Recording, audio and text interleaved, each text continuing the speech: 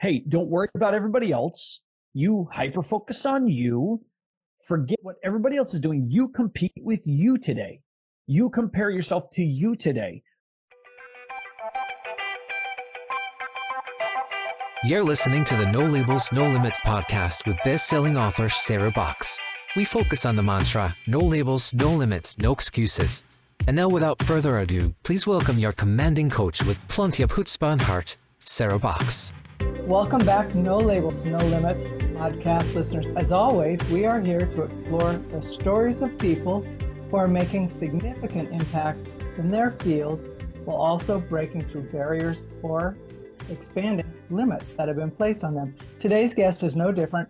We get to talk with Nate Green, and he is a seasoned leadership and entrepreneurial performance coach. He's an award-winning entrepreneur and the author of Suck Less, Do Better. Great book name, I have to say. His journey from introversion to social awkwardness to leading companies and helping others achieve their highest potential is nothing short of inspiring. And he's here to share his insights on personal and professional growth and how you and me can overcome our own barriers as we work either in our personal lives, professional lives, or just living the life in general. So with that, let me formally welcome Mr. Nate Green to the No Labels, No Limits podcast. Hi, Nate. Hey, Sarah, thank you so much. I really appreciate that. It is awesome to be able to be on here with you, and you are just a great inspiration to so many people. Well, that's very kind of you to say. So with that in mind, let's dive in. This question is, I'd like to lead with it. It is typically something I would wind up with, but I think we might as well start with a grounding question, and that is, what change or changes are you here to support in the world? See, I'm extremely passionate about helping people find their purpose and giving them hope. I have this passion for people really connecting with this hope that I feel like is missing. There's so much lack of purpose and lack of hope, and I've lost a few friends to suicide, and that's one of my missions, is to give people hope by helping them connect to and identify their purpose. That's probably the most concrete I've heard someone explain the value and impact of having a connection to your own purpose, right? Is that connection back to hope. So, because purpose, at least for me, is more than what your job is or your titles, right? It's like, what is your purpose? So to hear you explain that so clearly for yourself is extra inspiring. So I want to appreciate that. Yeah, it is. But it also says a lot about who you are as a human, which is also good to know. But what was interesting was, you talk about being incredibly shy. And I'm curious, and an introvert, those two can be synonymous, but not always. There are introverts that aren't terribly shy. But you mentioned that you were incredibly shy, and I'm curious, how did you navigate from that point of being painfully shy to where you are now, especially in those roles that you have had and probably created for yourself that you had to have extensive social interaction? The way I look at it is a lot of the pain of staying versus the pain of leaving. And so when you're talking about the two sides and the counterbalance there, I could have stayed an introvert, but the pain of staying an introvert and staying inside of that comfort would leave me with loss of growth, loss of development, loss of goals, loss of achievement. And so what was greater? Was it the pain of getting outside of my shell, getting outside of my comfort zone? Or was it the pain of not being able to achieve goals and success? And so in there throughout my life, always trying to push myself further and further outside of my comfort zone, I chose the pain of getting outside my box, the pain of putting myself out there, being open and vulnerable, the pain of pushing myself to speak in front of people, the pain of getting on podcasts and have all these risks associated with it. But those pains are nothing in comparison to the pain would have been if I had stayed in my shell and I had never let myself find my greatest success. So let's invert that then, because I think for folks who, and you and I've talked briefly about this offline, is you push yourself. So you recognize that the pain of staying where you are is worse than the pain of not trying, right? But that is not necessarily the first thought someone says when they say, oh, and I've had people, super interesting people, Nate, that I said, oh, I'd love to interview you. I can't do that. Why?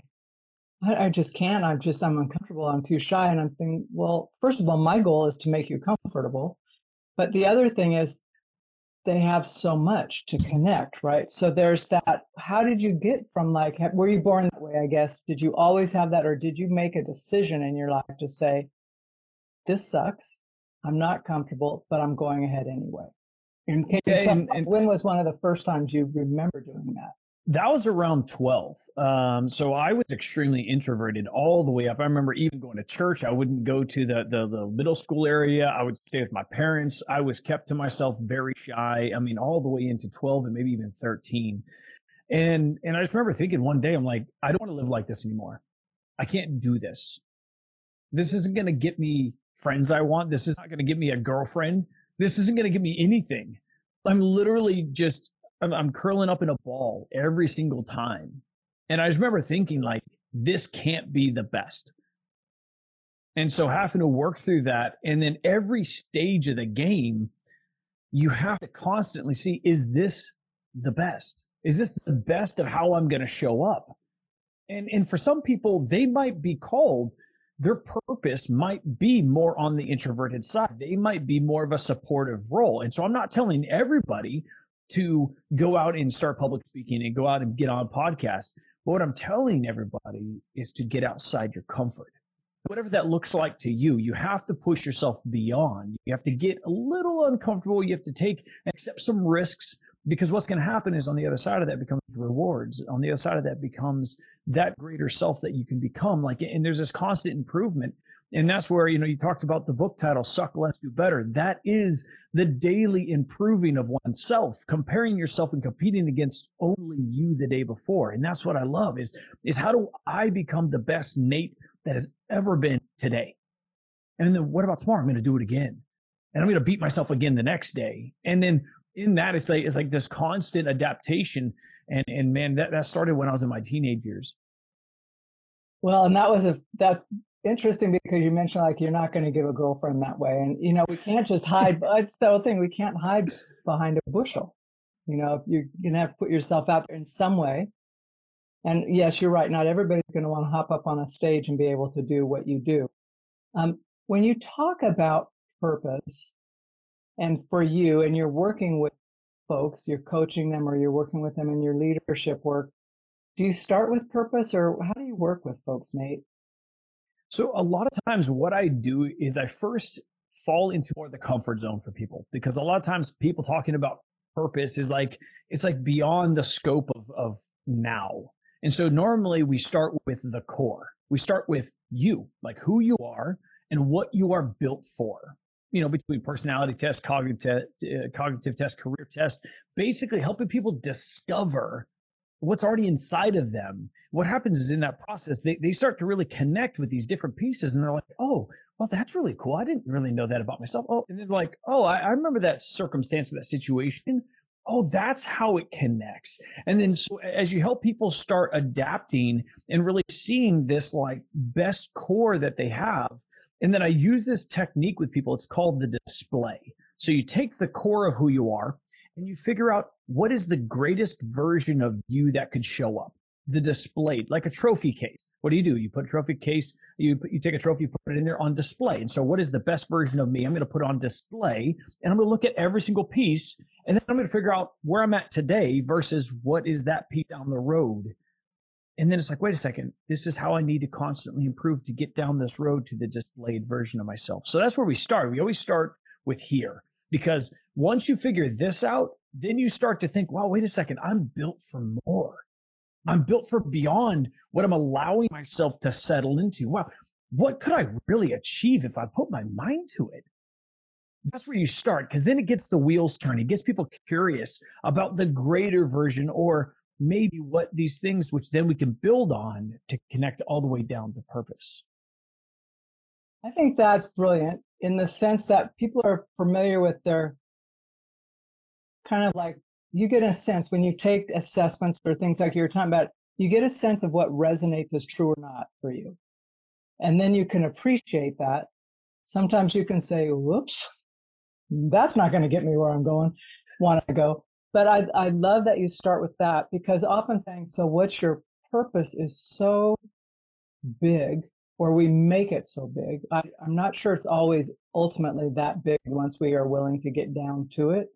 I mean, to be able to say you're here for hope doesn't sound that big, right? But what do you have to do to become the person who can be the inspiration of that hope is a road. Am I misinterpreting you? No, that's it. And so if your purpose is to help people find hope, and then you compare and you actually pair that with the greatest version of you, then you're like, wait a second, what is the greatest level of this purpose that I can achieve? And some people might say, hey, I want to help 10 people connect to their purpose and find hope. Well, Sarah, I'm not that guy. I want to see millions. Like my goal, my deathbed goal between now, I just turned 40, between 40 and let's just say 80 as a good number. The next 40 years, I want to change the lives of millions of people. And I want to build infrastructure that will outlast my life by helping people connect to their purpose and give people hope. And the reason why those two interchange is sometimes people are like, oh, I want to help people find hope. Find hope in what? Yes, there's a lot of things. Like, I'm a Christian. You can find a lot of hope in Jesus, but you can also connect back to Jesus gave you skill sets, abilities, capabilities. He gave you a purpose. And so a lot of the purpose connects back to the hope. And so if not, then, you just inspire people. That's great. Inspire them. But if you don't give them the tools, then now they're just going to run in circles. So that's where the purpose, in my opinion, is the gateway to hope in a lot of people's lives. It has been for me, I would say, once you get connected to that piece, and, it was by accident that I kind of found some of that for me, because someone asked me to step up and into something that I did not. I'm like, oh, no, that's for other people. Can I please stay in the background? And I said, no, it has to be you. You're the one that's on the front line on that. And I was freaked. And then the guy said, he goes, I got your back, but you have to show up. And it went simple. I still remember it. This has probably been 40 years ago, longer if I'm being honest. So let's be honest. But that one thing stuck with me. And I remember other people that have said, I'm too scared to do something, and we'll do whatever exercises, the tools, if you will. But part of it is it's going, but really, isn't that why you showed up? Whether it was with me or in your job or whatever, was for that little piece that you were holding back on. So I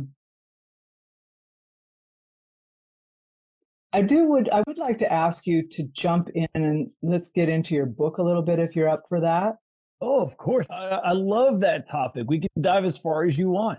I just love the name of it. I love your title. How did you come up with that? Well, so that term, suck less, do better, I've been saying for the last about 13 years. It's an inner talk. It's to myself. And like, sometimes I get frustrated at myself and I'm like, suck less, do better, Nate. And then sometimes it's the next morning, like I have to shake it off. And I'm like, all right, today's the day I'm going to suck less, do better. And so it's always been that momentum of like, hey, don't worry about everybody else. You hyper focus on you. Forget what everybody else is doing. You compete with you today. You compare yourself to you today. You let Sarah do Sarah. You let John do John. You let these people do their lives. And you focus on how you can show up day after day after day. And so it basically became like this little mantra that like I just kept on telling myself and every single day, hey, listen, suck less, do better. And so then when I decided to write this book, and as I laid out the entire outline, I was like, all right, it's suck less, do better. Well, it seems a little bit inspired to me, so that's pretty cool. Will you walk us through kind of like the structure of the book and what you are hoping that we as listeners, readers, I'm an Audible listener, so readers would take away from the book? Oh, 100%. So what I did in this book is I walked back through the journey. And to be honest with you, when I sat down to outline the book, I realized very quickly that it was going to require something from me that it doesn't come easy. I have to be open and honest. And so, and in that process, it was going to require vulnerability, which is a very tough word, especially with my law enforcement background, being a cop. Everything is hard. It's shells. It's everything else, a little PTSD. And so if I open up those shells and I'm open, then there's scar tissue and pain and all, you know how it goes. And so I had to walk through this journey of being really open to be able to walk people through the journey, the hardships, the difficulties. And so when you're talking about this, we're talking about, hey, listen, we have to define what our suck is. What is that to us? And it's a personal thing. What is that thing over here that might be keeping us from what we are chasing after? Maybe it's the settling, it's the complacency. And then in that process, you have to define who you are. You have to figure out who you are and what you're built for. And so walking through the journey of the book, I walk the readers and the listeners for the audiobook through the process that I took myself through back when I was a cop and had to retire, and this entire phase of my life. And then I talk people through the cracked lenses, the things, these holdbacks, the noise in our head that keeps us from seeing ourselves for our true potential. And then in turn, then I give people a roadmap on how you could take action and set your lighthouse with a displayed version of you. You know, that displayed version, that best version of you? Talk people through that and how you can set a lighthouse of what that greatness, that purpose could be, the fulfillment of that, and then help people step by step understand how to take on their life, cut out the noise, and chase after their future day after day, competing with nobody else and comparing themselves to themselves the day before by sucking less and doing better. What are some of the things when you've worked with people, and I'm specifically thinking about the framework or your Suck Less, Do Better book, but I'm going to call it a framework since you've got a mental image of it and a pathway for it. What are some of the roadblocks or the stories we tell ourselves that actually are the biggest or most common lies? That comes from those cracked lenses, those things from our past, from our childhood.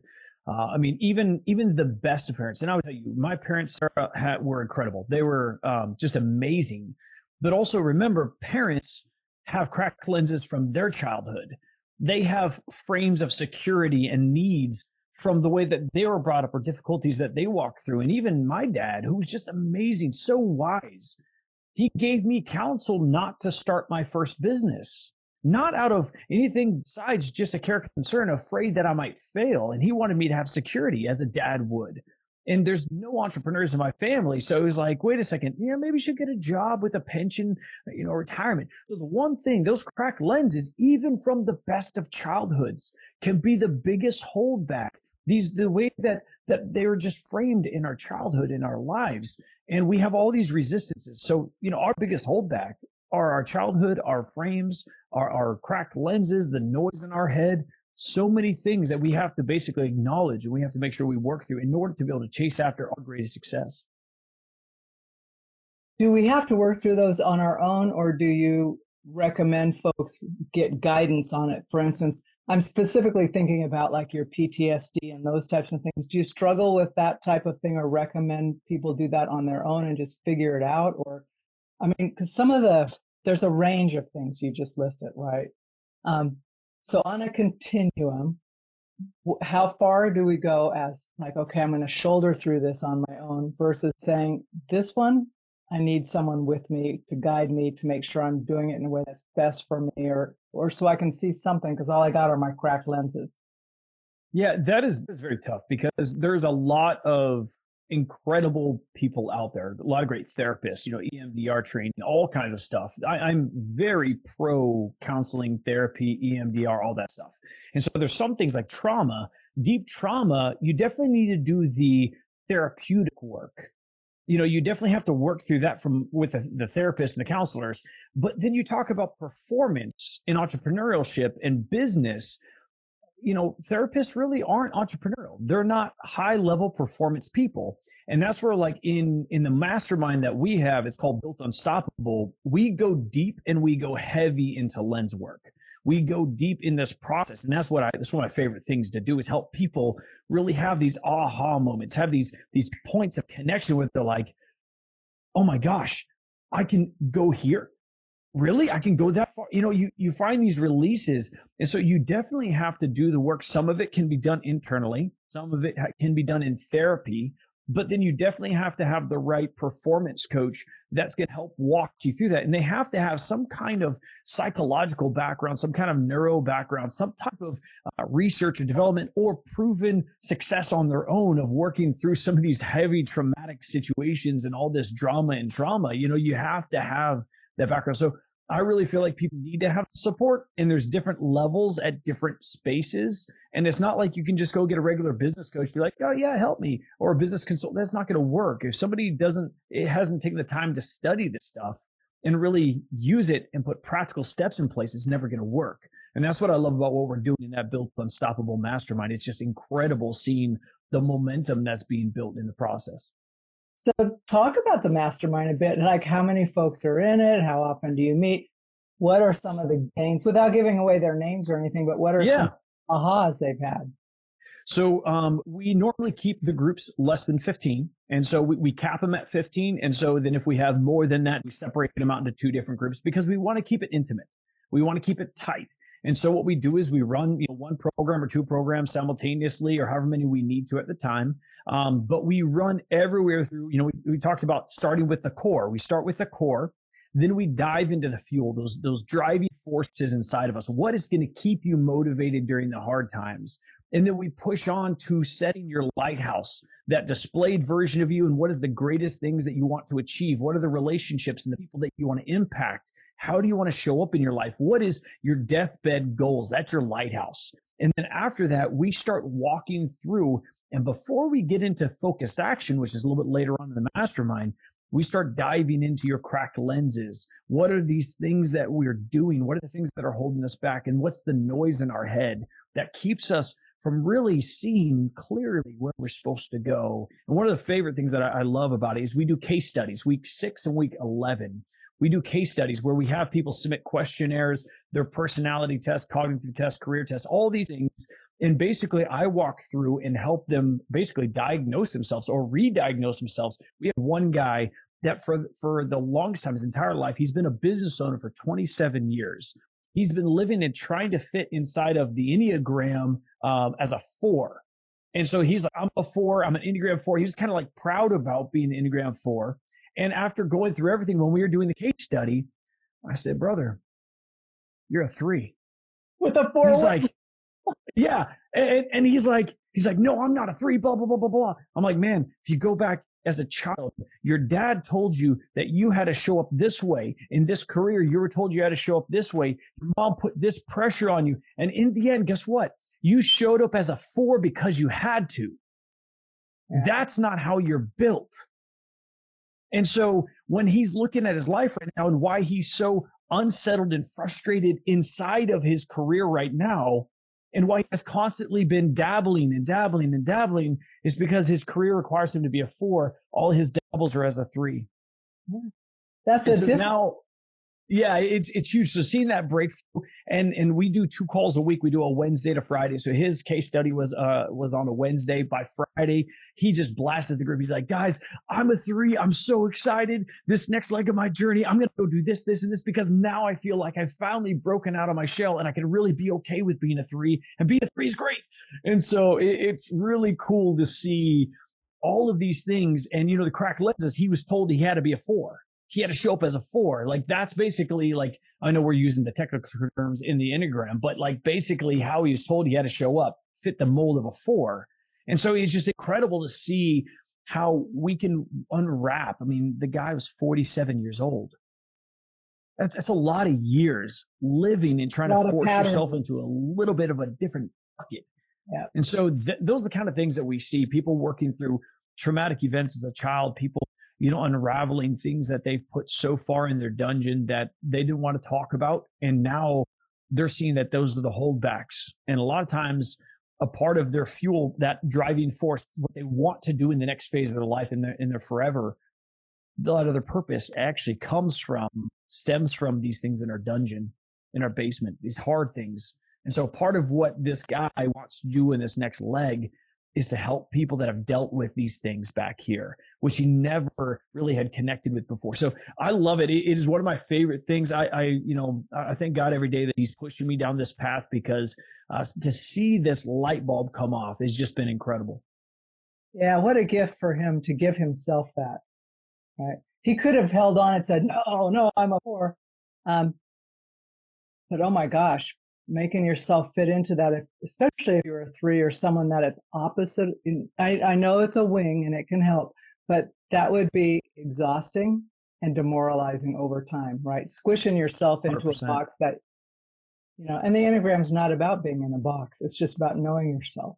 So, and that's awesome. exactly what we do is we help people get to know themselves without the trauma, drama, cracked lenses, the noise, what everybody told them they had to be. We help them really uncover that like truth.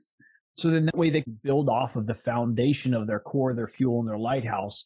And then the second half of the program is really dialing in, getting rid of the noise, getting rid of the cracked lenses, getting them focused action steps, getting them the right accountability in place, getting rid of the comparison and all that competition stuff with everybody else, getting them dialed in so they can really take on that next phase of their journey, this next step of their life. So I'm stoked about it. It's incredible. It's been such a blast running with this.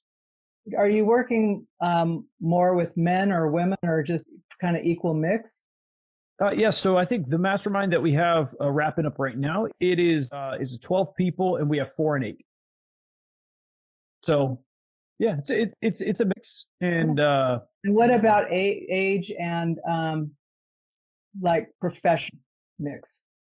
I mean, this is widespread. I mean, we have everything from a pharmacist to an insurance salesman, some coaches, people that coach people.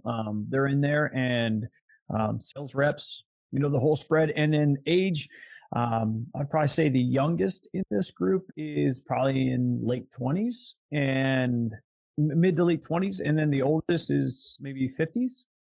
Yeah. So it's a complete demographic all over the place. We got a bunch of different nationalities. It's incredible. I love it. Well, one of the beauties of that, right, is when you're in a group like that and you're having these aha moments, you start to see how similar you are, but also like how someone who's in a different industry can look at what you're saying and you just take kind of as like, well, it's no big deal. And they're going, that's amazing. Right. Because for 100%. Them, it is a big deal. So yeah. And it's been incredible. It's been awesome. And seeing even people inside the group that I've never met before, like they're coming together and there's some great relationships being formed because we're all having to be open. And as the leader of the group, man, I'm having to pour my heart out in these groups. I'm having to tell them all the stuff in my dungeon, my demons, the tough stuff, the hardship, the cracked lenses, the noises. And man, it's awesome. It's actually very therapeutic for me to be able to work through that and guide other people through what I've had to work through. Yeah. Well, you talk about resilience, and it's kind of this recurring theme in your work, right? So was there a pivotal moment when you embraced resilience, or did it just start growing on you? Well, I think resilience, it was mandatory in my life. Either crawl in a hole or keep moving. And so for me, I'm not a crawl in the hole kind of guy, but that also just started when I was young. It started as a 12-year-old when I decided not to go after comfort of staying an introvert, staying in my little shell. It started by making those hard decisions and walking through and going beyond. And so then that muscle, that part of your brain, that cortex of your brain that helps every single time, and it grows every single time you go outside of your comfort and you work through this stuff over and over again. It's incredible because walking through that has been nuts. And I was actually doing some research on that cortex, and it is called the anterior, mid-cingulate cortex is actually the name of it. And I was doing some research on that just this morning and seeing how it is basically this constant thing that grows. The more you get outside of your comfort zone and the more that you make decisions that are outside of what you want, it continues to grow and expand. And I love that stuff. I love this nerd stuff. It's incredible when you see how this stuff works in the head. But then, resilience, what I find is the biggest thing behind resilience goes back to purpose. When you have your purpose, when you have what I call your lighthouse, then you're going to be willing to climb over any mountain. You're going to be willing to go through any difficulty. You're going to be willing to work through anything to achieve those goals. Yeah, and resilience, or what it takes to show up, whether you call it resilience or something else, for me, it feels like a muscle, and the more I work it out, the stronger it gets. But also it gets a little reflexive. It's like things get tough the first time. You wonder, can I do this? The 10th time you're going, okay, let's get going, right? It sucks. It's not comfortable, but it needs to be handled, whatever it is, right? And just knowing that you can, it's one of the things, and we talk about this in our family, like with the grandkids and stuff. Well, we should help them. That's not me saying that, by the way. I'm thinking, no, we should wait till we're asked. We should wait until we're asked to help. Because I remember being at a place growing up where I needed to ask my parents for help, but they were not financially able to help me. And they said, you can come home anytime you want. You will always have a roof, right? We'll push you up, whatever. But we're not in a financial place, which was true. I knew growing up. But the one great thing about that was I had support at that, like I had safety and shelter support. But once I figured it out and I had to reach beyond what was comfortable for me, I felt so much stronger in myself. It's like, oh, you can do this, right? You don't have to give up. Someone else doesn't have to solve it for you. People will support you to the degree they can, but you have to show up. So I think for me, it has over years has kind of built up stronger. Like you said, there are days you wake up and your inner dialogue is like, okay, they're saying, just keep going, suck less, do better. Yeah, and that's where in those days you have to have the right process, and that's where like I have a process for myself in a lot of different days. If I'm having a more complacent day, I have a process that I walk myself through. If I have a mental health difficulty day where I'm letting the cracked lenses and the fears and insecurities, like I have a process for myself. If I'm having a day where I don't feel good enough, I have a process for myself. If I have this disconnect where I'm not feeling like I'm in line with my purpose, I have a process for myself. And then if I'm in a day where I have a lot of pain, emotional or physical, I thank God, because that is proof that I'm alive. So are these processes outlined in your book? Those processes are stuff that I walk people through inside the mastermind. They're very detailed, very explicit. There's notebooks that I build for myself with the process. I have a different notebook for each process, and it really helps me stay connected. And they're all sitting right over here. So I'm like, oh man, struggling with this. Oh, here you go. Here's this one. Well, but the fact that you are aware of when you're struggling. I mean, sometimes do you find that that's the first step, is like even knowing like you might be off, but then going, okay, I recognize what this is, so that you can actually know to do something? Yeah, I think the most successful people that I've ever met were the most self-aware. And that's it. I can tell within the first, 20 minutes of being awake, whether I'm in line, dialed in and ready to go. And if not, then I know the process of how to get myself in line.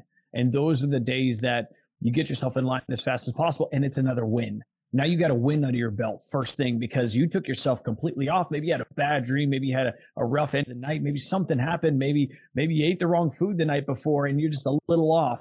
Maybe you didn't have enough espresso. I don't know. But, you know how to get yourself in line every single day. And that's where, having that type of control and having that type of self-control to not let yourself just go down this easy path of feeling sorry for yourself or letting yourself go down and be like, the day's shot. I feel like crap. No, you got to get yourself back in line, back on the rails, chasing after your lighthouse. And I don't know, do you do internal mantras for yourself besides suck less, do better? I mean, there's a lot of them, like a lot of what's in these notebooks that I actually, like, if I'm struggling, I say them out loud. A lot of times, like, I can feel if I'm starting to derail a little bit, and then I pop myself back on. The suck less, do better is just one of them in certain circumstances. And then now there's so many different ones that I know myself.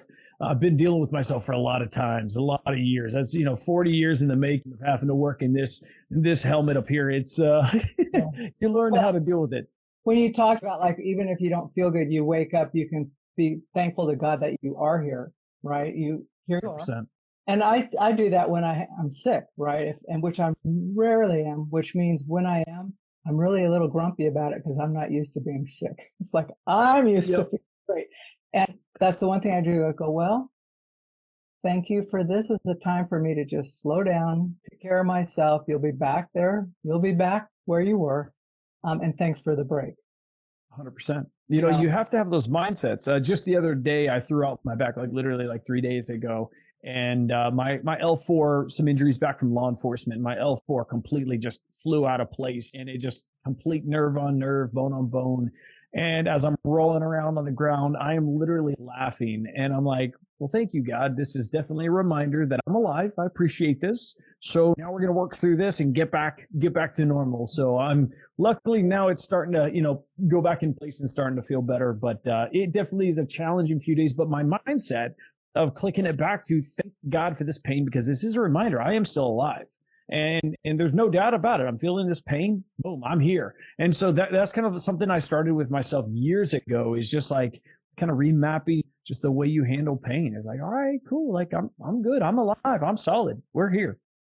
So do you know, what is this? The One Thing. Are you familiar with that book, The One Thing?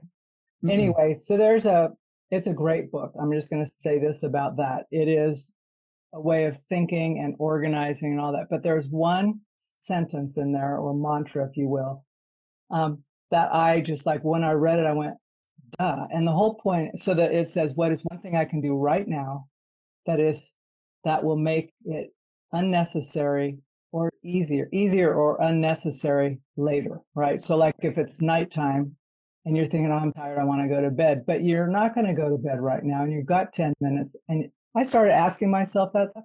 I'll tell you, I get up the next morning going, man, this is great, right? So I took 3 minutes when I was awake to do something that didn't take long, but it also didn't come with me into the next day. It's like, oh, that's done. I don't even have to think about it. Close that door. Exactly. Close the loop, get it done. And I will have conversations. You can leave it. I said, I can't leave it.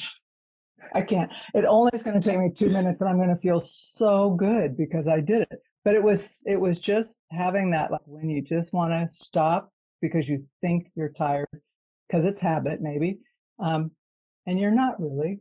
And you could do one little tiny thing to make yourself or something for somebody else easier or unnecessary to do later. So anyway, that's one to add to your little that's awesome. Loops. Yeah, it's a really good book. But anyway, I don't want to take you off of your stuff.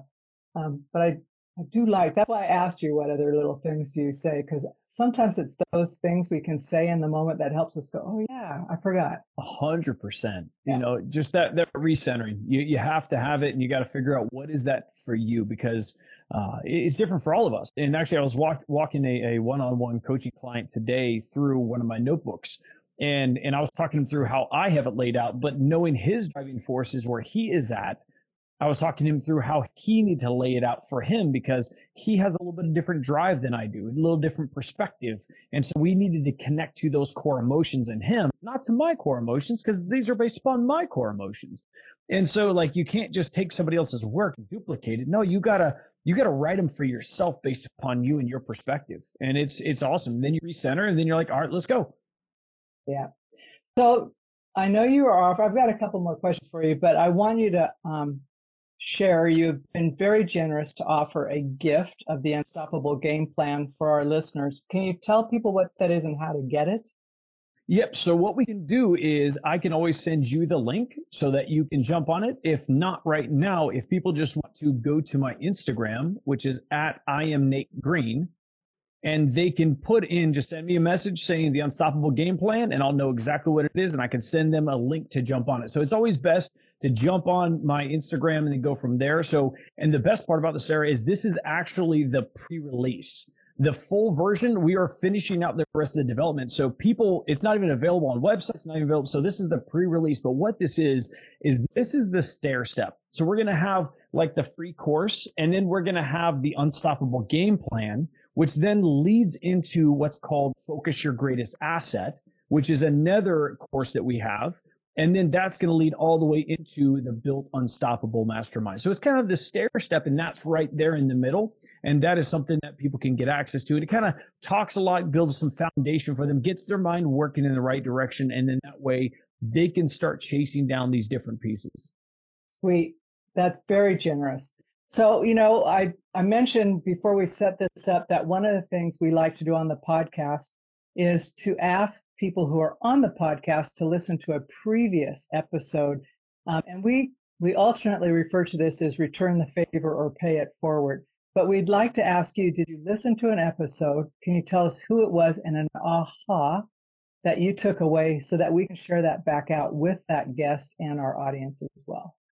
So yes, but I have a favor. So Dr. D, I want an intro to Dr. D. I want to talk with Dr. D. I love her personality. I love her just finesse and just kind of who she is. She just seems like she's got this great heart. And man, like when I was listening to her, I feel like me and her are like brother and sister. Like we've got a lot of the same passions, a lot of these different things. And so there's a few things. There's so many different takeaways from the episode. It was 358. And there were so many things that you could just take away from that. One, she was talking about these different areas in the rock top moments as a high achiever. And I absolutely love that. But to be honest with you, as I kept on going, because I was taking some notes, I was like, okay, great. Like she confronts these different paths that, maybe nobody asks us, what we want when we're growing up. I call those cracked lenses. See, it's kind of like some similarities there. So, we're told what paths to take, and she goes into that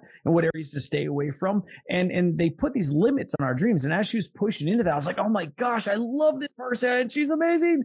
But then near the end of the podcast, she starts going into the 5 roles inside of her corner, which is, I call it my corner, but her board of directors, I think it's the confronter, the comforter, the counselor, the challenger, and celebrator. And I love how she goes into those because the corner is so important to have. And I call them all different things. But the one thing I never thought about having in my corner is a celebrator. And I am horrible at celebrating successes. I'm like, yep, got that done. That's a checklist. We can just move on. This year, and I'll tell you something. It's not a secret because obviously we're on a podcast. But when I sold this company, I had this big sell. I was like, you know what? I'm going to do one really cool thing for myself.